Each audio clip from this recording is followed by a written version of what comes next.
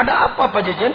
Akibat dari tidak mengetahui Ruhul Qudsi, akibat dari tidak mengetahui Ruhul Qudsi, orang kebanyakan menganggap bahwa ruh adalah nyawa. Nyawa adalah alat hidup. Tidak ada nyawa, mati. Padahal ruh ada 4 lapis. Ruh Qudsi bisa keluar, badan tetap hidup. Karena ruh 4 lapis. Ruh Qudsi, ruh sultani, ruh ruhani, ruh jismani. Mohon maaf, saya tidak menggunakan istilah jasmani. Kalau ada yang lainnya menggunakan, silakan. Jismani, jismun. Ruh jismani, ruh badan. Yang terkait dengan nafs, yang berkait dengan darah. Sedangkan ruh Qudsi adalah ruh murni dari cahaya Muhammad. Semua manusia punya itu. Kalau para nabi, karena keluar dari keturunan yang baik, begitu datang ke muka bumi, ruh Qudsi yang paling dalam itu dari badannya keluar dan kembali kepada Allah. Badannya di bumi, ruh Qudsinya kembali lagi kepada Allah. Karena itu tidak ada nabi maksiat. Kalau Nabi Adam disebut fa'asa rabbahu, dia berdurhaka pada Allah, itu hal kecil dibesarkan di kalangan orang besar. Sebenarnya tidak maksiat Nabi Adam. Tidak maksiat. Nah, ia diturunkan. Baik hadirin. Jadi, kalau para nabi datang ke sini dengan lengkap ruh 4 lapis, ruh yang paling dalamnya kembali lagi ke pusat. Kembali lagi ke induk.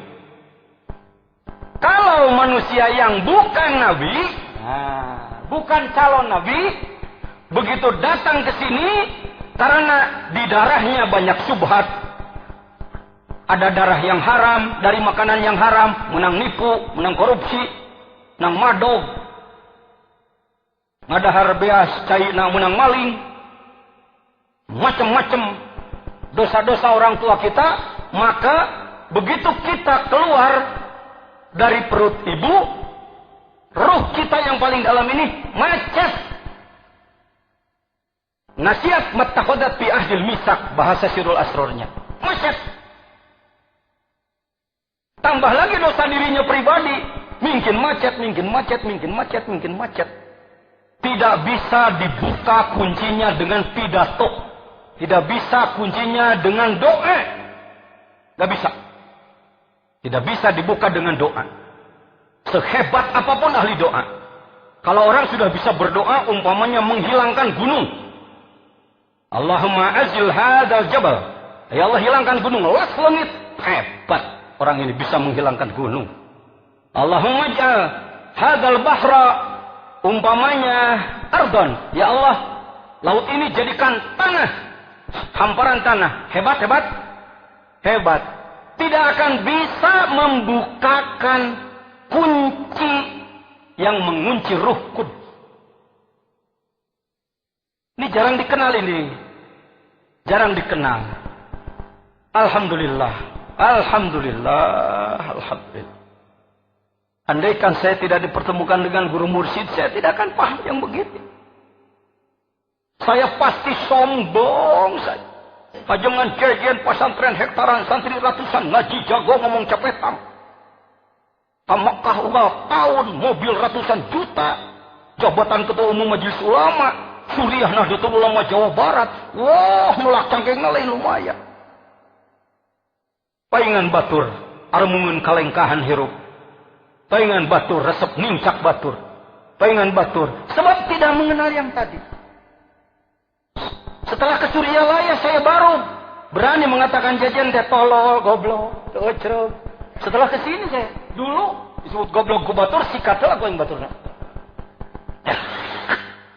Alhamdulillah. Nah, karena mengenal Ruhul Quds. Siapakah yang bisa membukakan kuplah, membukakan gembok yang mengunci ruh paling dalam sehingga dia tidak bisa keluar adalah mursyid kamil mukammil.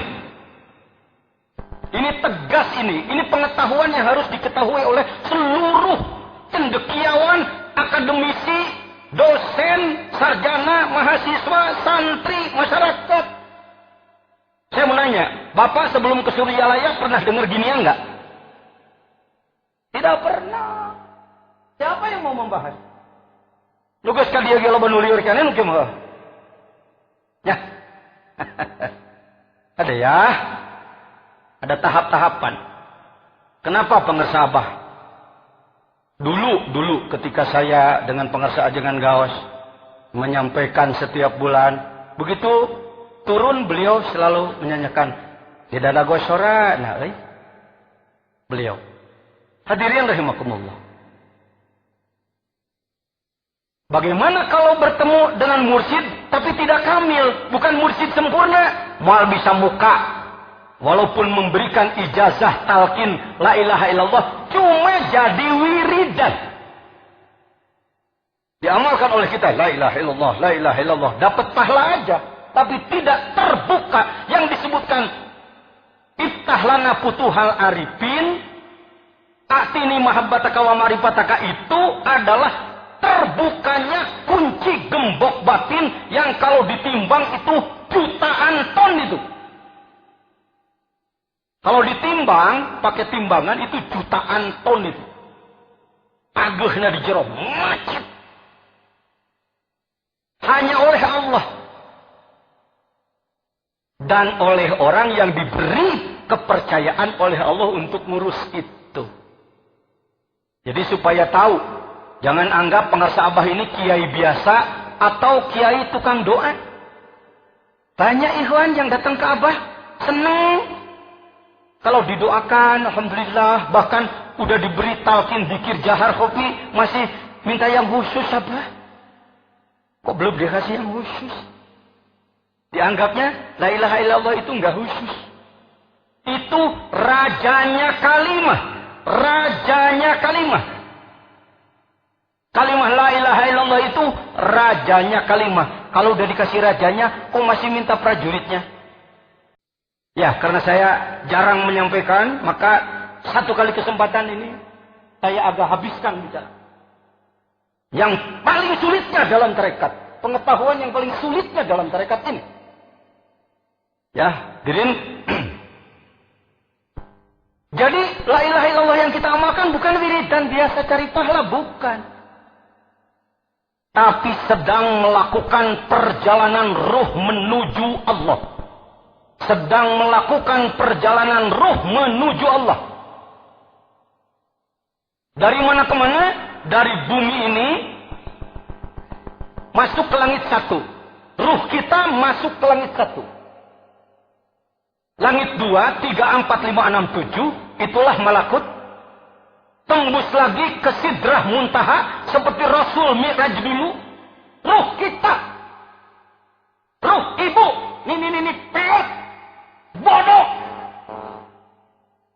Bapak yang barangkali miskin, cuma tukang beca, itu urusan duniawi. Bisa jadi ruh Anda yang penampilannya bodoh, penampilannya tidak apa-apa, babacaan ke balelo.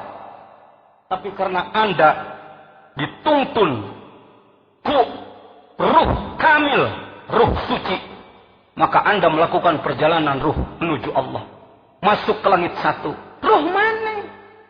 Ayo nih. Bukan nanti mati.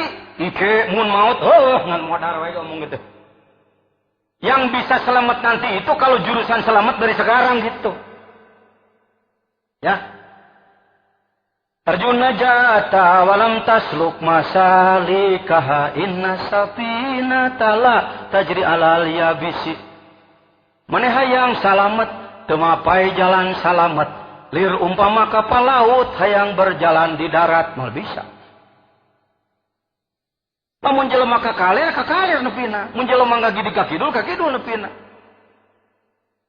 Kita sekarang kita cuma jangan banyak ngomong sama orang. Tau nggak? Gini gue sehari-hari cuma tukang parkir, tahu nggak? Ruh gue lagi di sana loh. Ulah ngomong gitu. Itu namanya porno, itu namanya haid. Tapi Anda harus tahu. Ya, bukan doa. Kalau doa itu minta. Masyarakat umat Islam Indonesia ini baru mengacungkan jempol pada seorang kiai kalau kiai itu cepat diijabah doa. Kalau ke situ cespeng. Kalau ke situ instan. Waduh, luar biasa. Bapak perlu tahu. Bisa jadi orang diijabah doa karena Allah senang pada dia. Bisa jadi karena istidraj. Nyungkun. Sebenarnya Allah nggak ridho sama orang ini. Tapi karena orang ini sering minta dikasih. Nah, siap. Sama dengan anak yang malas kerja. Minta uang kepada ibunya. Nggak dikasih meledok kaca. Dikasih aja. Ah, siap. Si bergong siap. Diberi mah diberi. Masyarakat Indonesia nggak paham. Kalau ada kiai, doanya diijabah, itu diagung-agungkan. Kalau kita ke Suryalaya, nggak ngejar itu. Kita ini sadar bahwa Allah menciptakan Nur Muhammad, dari situ diciptakan semua ruh, ruhul qudsi, ruh sultani, ruh ruhani, dan ruh jismani, dimasukkan ke dalam diri kita, dan yang paling dalam itu macet, maka itu hanya bisa dibuka oleh Syekh Mursyid Kamil Mukamil. Ya sudah, hampir saya nyebut atau oleh wakilnya. Wakil nggak ada yang bisa buka. Wakil itu hanya menyambung saja. Hati-hati para wakil ya. Halo para wakil. Jangan nanti karena sudah jadi wakil jadi raja ikhwan. Pengen dilayani, ngatur itu ngatur ini. Ngatur orang semau kadut sendiri. Wakil itu khodim, sama aja dengan tukang masak di dapur. Kenapa saya ajangan jajan waktu ada Mang Ahmadi turun dari Mercedes cium tangan ke Ahmadi, padahal Mang Ahmadi tukang ngepel, sama aja. Saya diberi lahan hidmah oleh Abah di Wakil Talkin dan bidang ilmu dakwah, Mang Ahmadi ngepel di hareup non bedaan. Ini liwat sesalaman batur teu cium dikitukeun kana irungna. Atuh, leuheung mun eueuh lehon deh. Maaf ya, maaf. Dirin, baik. Sampai di mana tadi saya ngomong? Sampai di ruh. Jadi ibu-ibu, bapak-bapak datang ke Suryalaya itu diapakan oleh Abah? Ngahulang deh. Dibukakan kunci yang mengunci ruhul qudsi. Memangnya Pak Jajan, kembalinya ruh qudsi kepada Allah itu apa hukumnya? Wajib ain. Karena saya mantan ketua fatwa, sekarang jadi ketua umum Majelis Ulama, maka ngomong saya gaya fatwa. Berdasarkan, mengingat, menimbang keputusan. Ya, fardu ain. Jadi orang yang nantinya akan bisa kembali kepada Allah setelah mati, kalau kembali sejak sekarang. Hadisnya, pengersa. Nah, entah. Bagian pengersa. Hadis sohehnya dari apa itu? Mutu qabla an tamut. Yuk ngomong seraya. Mutu. Bukan mutu luludek. Ulekan. Qabla an tamutu. Kenapa? Begini. Kalau Rasul bersabda, "Sallu." Apa katanya? Rasul memerintah, "Salat." Jadi kita wajib apa? Karena Rasul memerintah. Sumu ngomong. Saumlah. Maka kita wajib. Karena Rasul merintah. Zakku. Apa? Atuz zakat. Laksanakan zakat. Maka kalau nisab kita wajib. Karena Rasul. Kalau tidak dilaksanakan, dosa diancam masuk. Saya ulang. Nggak mudah ini, nggak mudah menyampaikannya begini. Sebab saya harus memperbaiki pemikiran. Rasul bersabda, "Sumu." Apa katanya? Artinya Rasul memerintah orang supaya maka umatnya wajib dalam setahun 1 bulan. Rasul memerintah sholat, maka kita wajib sholat dalam sehari 5 kali. Kalau tidak dilaksanakan, dosa diancam masuk. Yakin? Percaya? Tidak ragu-ragu? Oke. Bagi yang sudah sampai istitoah, kalau haji jangan nyebut nisab ya. Orang yang sudah mampu punya bekal dan sehat untuk berangkat ke haji, maka dia wajib melaksanakan. Allah bersabda, atimul hajj. Yang sudah mampu tapi tidak melaksanakan diancam masuk neraka. Yakin? Nah, sekarang Rasul bersabda, mutu ngomong. Qabla anta mutu. Matilah kamu sebelum mati. Perintah siapa itu? Kepada siapa itu? Laksanakan apa jangan? Hukumnya?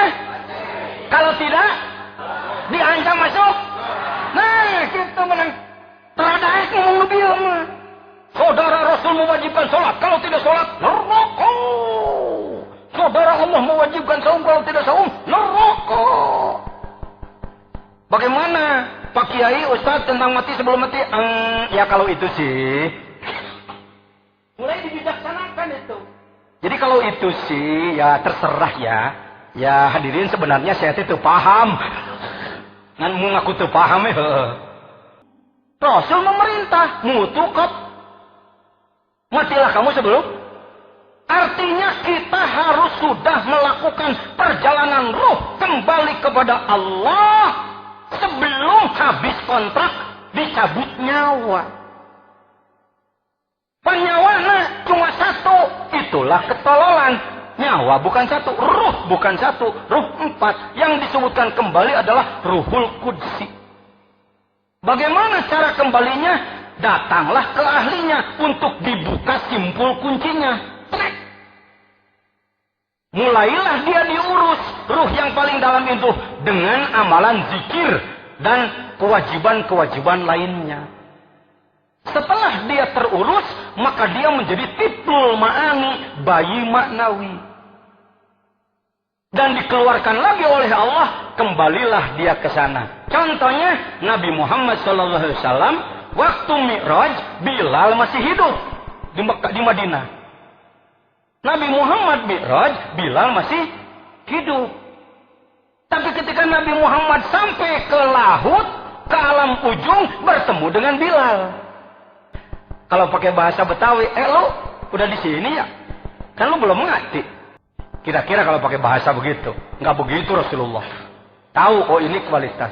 Semua orang, laki-laki, perempuan, cakep tidak cakep, mancung atau demes, kaya atau miskin, bodoh atau pinter, ketika dia melakukan perjalanan ruh menuju Allah, diawali dengan talqin zikir dari Syekh Mursyid Kamil Mukammil, maka diuruslah ruh maknawinya, maka dia keluar dan kembali ke sana, badan di sini, ruhnya di sana.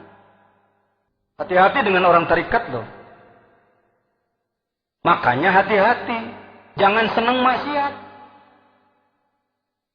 Awas dikir jangan dipakai kedok.